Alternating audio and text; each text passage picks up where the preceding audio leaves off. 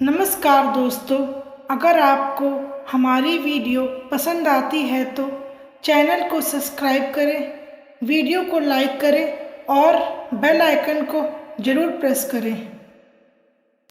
शनि देव जी के नाम से हर व्यक्ति डरने लगता है। शनि की दशा अगर शुरू हो जाए तो 7.5 साल बाद ही पीछा छोड़ती है, लेकिन हनुमान जी के भक्तों को शनि देव जी से डरने की तनिक भी जरूरत नहीं है।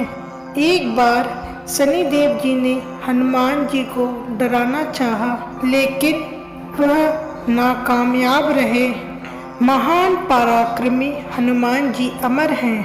पवन पुत्र हनुमान जी रघुकुल के कुमारों के कहने से प्रतिदिन अपनी आत्मकथा का कोई एक भाग सुनाया करते थे। उन्होंने कहा कि मैं एक बार संध्या समय में अपने आराध्य श्री रामचंद्र जी का स्मरण करने लगा तो उसी समय ग्रहों में पाप ग्रह मंद गति सूर्यपुत्र शनिदेव जी पधारे। वह अत्यंत कृष्ण वर्ण के विषणाकार थे। वह अपना सिर प्रायः झुकाए रखते थे। वह जिस पर अपनी दृष्टि डालते हैं वह अवश्य ही नष्ट हो जाता है। शनि देव जी हनुमान जी के बाहुबल और पराक्रम को नहीं जानते थे। हनुमान जी ने उन्हें लंका में 10 ग्रीव के बंधन से मुक्त कराया था। वह हनुमान जी से विनय पूर्वक किंतु कर्कश शब्द में बोले, हनुमान जी, मैं आपको सावधान करने आया हूँ। त्रेता की बात दूसरी थी, किंतु अब कलयुग का प्रारंभ हो गया है। भगवान वासुदेव जी ने जिस क्षण अपनी अवतार लीला का समापन किया उसी क्षण से कलयुग प्रारंभ हो गया। यह कलयुग है। इस युग में आपका शरीर दुर्बल और मेरा बहुत बलिष्ठ हो गया है।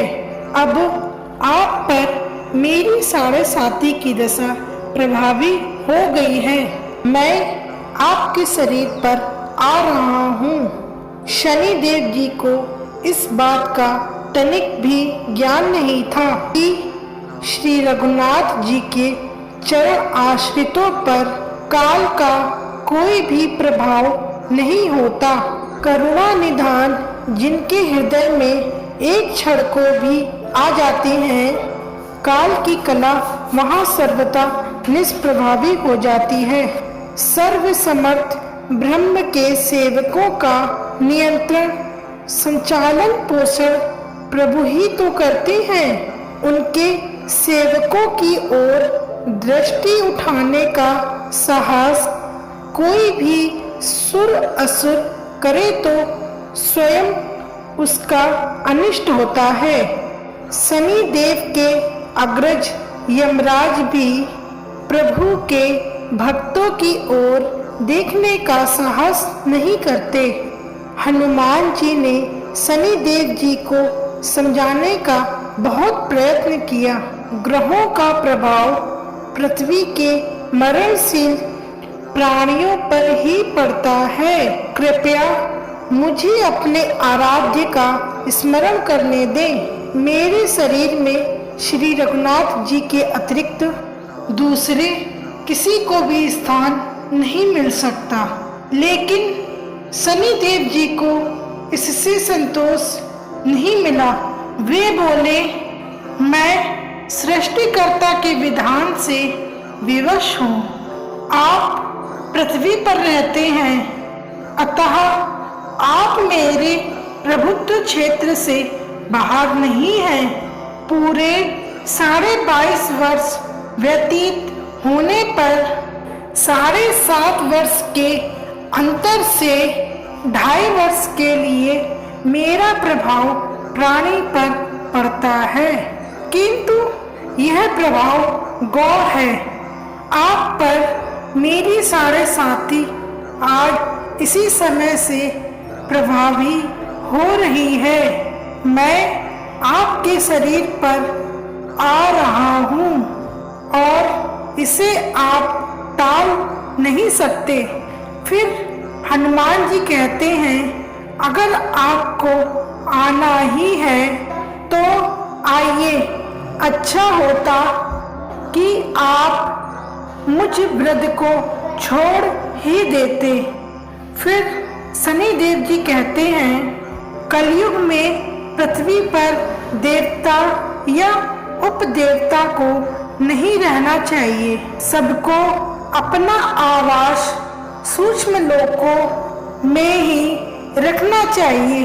जो पृथ्वी पर रहेगा वह कलयुग के प्रभाव में रहेगा और उसे मेरी पीड़ा भोगनी ही पड़ेगी। और ग्रहों में मुझे अपने अग्रज यम का कार्य मिला है। मैं मुख्य मारक ग्रह हूँ और मृत्यु के सबसे निकट तो वृद्ध ही होते हैं। अतः मैं वृद्ध को कैसे छोड़ सकता हूँ? हनुमान जी शनिदेव जी से पूछते हैं कि आप मेरे शरीर पर कहाँ पर बैठने आ रहे हैं? शनिदेव जी गर्व से कहते हैं, प्राणी के सिर पर मैं 2.5 वर्ष प्राणी के सिर पर रहकर उसकी बुद्धि को विचलित बनाए रखता हूँ और मध्य के 2.5 वर्ष उसके उदर में स्थित रहकर उसके शरीर को अस्वस्थ बनाता हूँ। वह अंतिम 2.5 वर्ष पैरों में रहकर उसे भटकाता हूँ। फिर शनिदेव जी हनुमान जी के मस्तक पर आकर बैठ गए तो हनुमान जी के सिर पर खाज होने लगी। इसे मिटाने के लिए हनुमान जी ने एक बड़ा सा पर्वत उठाकर अपने सिर पर रख लिया। शनिदेव जी चिल्लाते हैं, यह क्या कर रहे हैं आप? फिर हनुमान जी कहते हैं, जैसे आप सृष्टिकर्ता के विधान से विवश हैं, वैसे मैं भी अपने स्वभाव से विवश हूँ।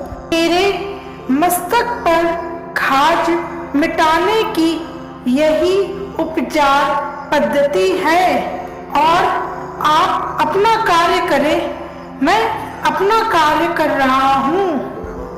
ऐसा कहते ही हनुमान जी ने दूसरा पर्वत उठाकर अपने सिर पर रख लिया। इस पर शनिदेव जी कहते हैं, आप इसे उतारिए, मैं संधि करने को तैयार हूँ। शनिदेव जी के इतना कहते ही हनुमान जी ने तीसरा पर्वत भी उठाकर अपने सिर पर रख लिया तो शनिदेव चिल्लाकर कहते हैं, मैं अब आपके समीप नहीं आऊंगा। फिर भी हनुमान जी नहीं माने और चौथा पर्वत भी उठाकर अपने सिर पर रख लिया। शनिदेव फिर चिल्लाते हैं, पवन कुमार त्राहि माम रामदूत अंजनाय नमः। मैं उसको भी पीड़ित नहीं करूंगा जो आपका स्मरण करेंगे। मुझे उतर जाने का अवसर दें। हनुमान जी कहते हैं, बहुत शीघ्रता की, अभी तो 5वां पर्वत शिखर बाकी है। और इतने में ही शनिदेव जी हनुमान जी के पैरों में गिर गए और कहा कि मैं सदैव आपको दिए हुए वचनों का स्मरण रखूंगा। फिर घाव के उपचार के लिए शनि देव जी तेल मांगने लगे, पर हनुमान जी तेल कहाँ देने वाले थे। वही शनि देव जी आज भी तेल दान से ही संतुष्ट होते हैं।